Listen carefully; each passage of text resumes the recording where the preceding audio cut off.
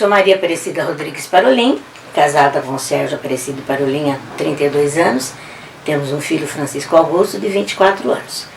Fiquei muito contente, né, por ser convidada para falar um pouquinho sobre a história, sobre a nossa cidade. E é lógico, né, que para falar na nossa cidade, eu já vou começar falando do seu Zezinho, né? Então, desde pequena, eu já comecei, junto com ele, nós começamos assim a fazer um trabalho social, aonde a gente começou a fazer shows, né, trabalhos assim, para que se pudesse ajudar o pessoal, as pessoas carentes. Para que a gente pudesse ajudar, nós tínhamos que fazer festivais sertanejos, fazer show. E ali, então, meu pai, seu Milton, era, né, quem encabeçava tudo isso daí, para a gente poder arrecadar um dinheiro. Então, com o meu pai, eu fiz uma dupla, meu pai e minha filha, foto ali, e cantamos, fazíamos mágica, né, e assim foi. Fomos fazendo esse trabalho para poder ajudar as pessoas que precisavam.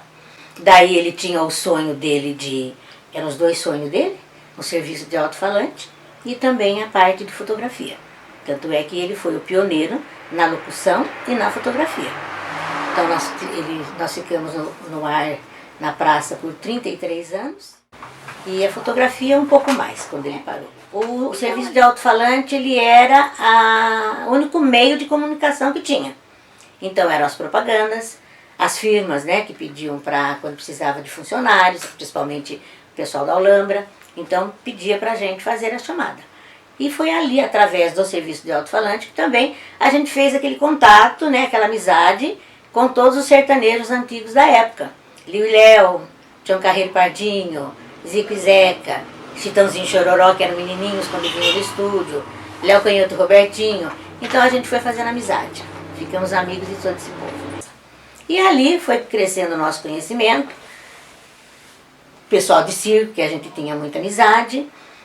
A gente fazia assim, tinha os dois clubes na época, né? 1º de Maio e o Santo Antônio, depois que veio a União Pocense.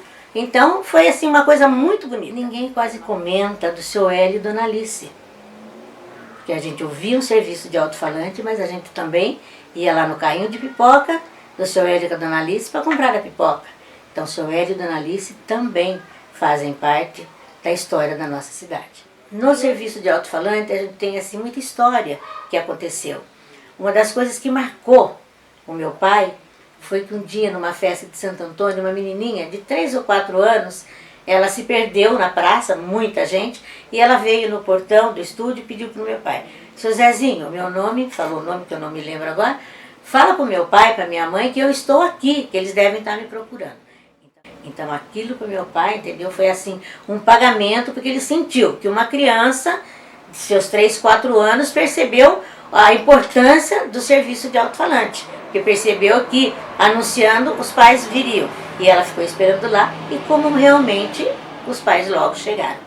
Outra coisa que marcou, quando meu pai terminava o programa, nós terminávamos com a música do Belmonte Amaraí, Boa Noite, Amor. E o pessoal que morava mais distante, nos bairros, até mesmo em fazenda, onde se ouvia, né, se o som do alto-falante alcançava, então quando tocava Boa Noite, Amor, os pais sabiam que estava terminando o programa, a praça já ia acabar. Então dias de festa, eles vinham e pediam: seu Zezinho, fica mais um pouquinho. Então ele ia até umas 10h30, para agradar aos jovens. E numa dessas festas, um casal fugiram para se casar. Então quando acabou de tocar Boa Noite, Amor, eles fugiram. Boa noite, amor, boa noite, eu dormirei pensando em ti. E tantas, muitas outras coisas que marcaram essa passagem, nesse tempo que nós ficamos no serviço de alto-falante. E a única coisa, daí as pessoas da cidade, comerciantes, todo mundo queria fazer uma festa em homenagem, né, por todo o tempo que ele ficou. Não, ele só exigiu uma coisa, porque o nome de todo mundo lembra, né, pessoas antigas, era Serviço de Alto-Falante, Nossa Senhora Aparecida, A Voz do Bom Conselho, Estúdio do Zezinho.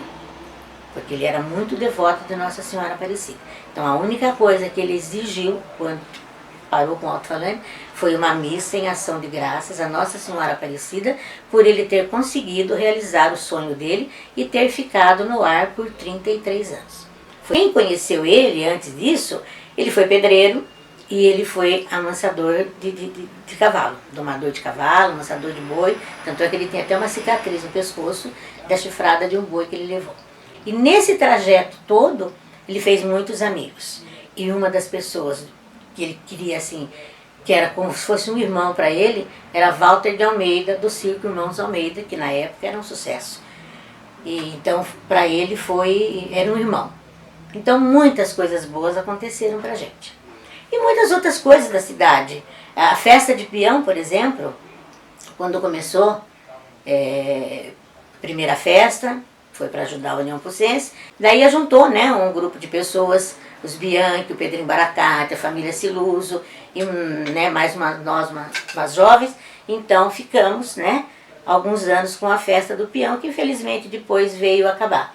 Mas era uma festa também muito bonita na cidade. Inclusive eu fui rainha a primeira rainha, mas na segunda festa. Porque na primeira não teve rainha. E na segunda, para eles poderem começar depois todos os anos para angariar, né, um dinheiro, então ia ter a rainha. Então, como eu gostava da festa do peão e filha de um peão, então foi unânime a escolha para eu ser a primeira rainha. Onde a rádio hoje era o estúdio. Naquele pedaço. Ele começou, até ele fez assim de madeira.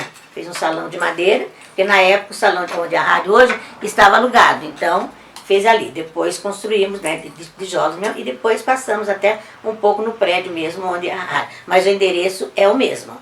Então, o sonho dele era esse. Porque, para quem conheceu meu pai, ele sempre dizia que um homem na lei vale por dois. Ele queria tudo certinho. Então, e como fazer? Na época nós tínhamos só um escritório de contabilidade, que era do senhor Augusto Coelho. Mas ele não sabia como fazer.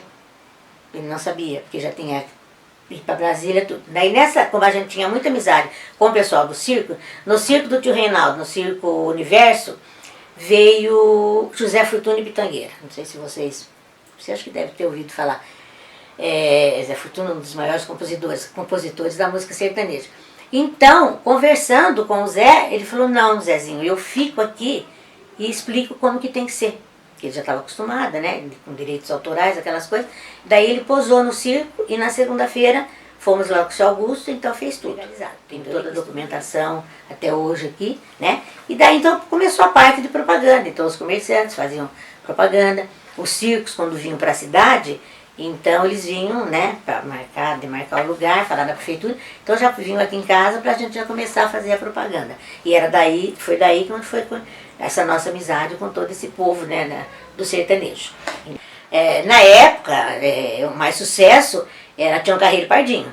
Então você recebendo num estúdio humilde, simples, Tião Carreiro, então para ele foi, entende? Nossa mãe. Agora, para ele, tem alguém que marcou muito a vida dele. Porque além de tudo, ele era repórter policial também. Então aquilo foi. Agora, para ele, nessa parte, foi Gil Gomes.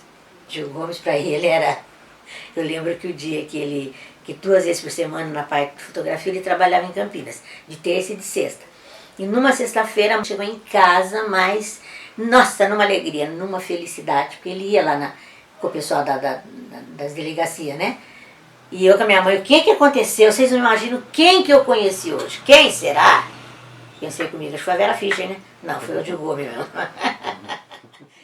E nós éramos muito amigos, mas amigos mesmo.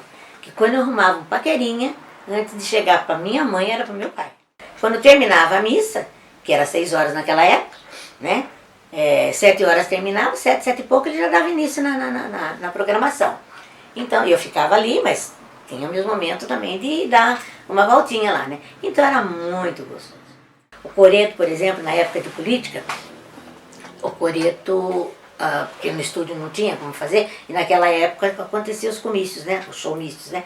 Então era no coreto. Então era a gente quem cedia a força, tudo. E quando não podia ser lá, então parava o caminhão em frente ao estúdio. Aí uma pessoa que marcou, que ele gostava muito, na época foi Barros Munhoz, na parte política. Barros Munhoz foi uma pessoa que ele sempre... Porque vinha, ficava conversando e ele gostava muito do Barros Munhoz. Mojimirim, meu pai era filho de Mojimirim, mas sempre trabalhou aqui, porque de mocinho ele veio para cá trabalhar na fazenda Marambaia, aonde que ele cuidava dos cavalos, das criação que tinha lá. Então, né, cresceu ali, foi ali, minha mãe morava ali, foi ali que conheceu minha mãe, se casaram e viveram juntos por 54 anos. Agradeço pelo convite, né, fiquei muito feliz por contar um pouquinho da história da posse e sempre fico muito contente, muito feliz, né, em poder ajudar. E lembrando mais uma vez, tudo que sou, graças ao meu pai, ao meu amigo, ao meu mestre, Zezinho.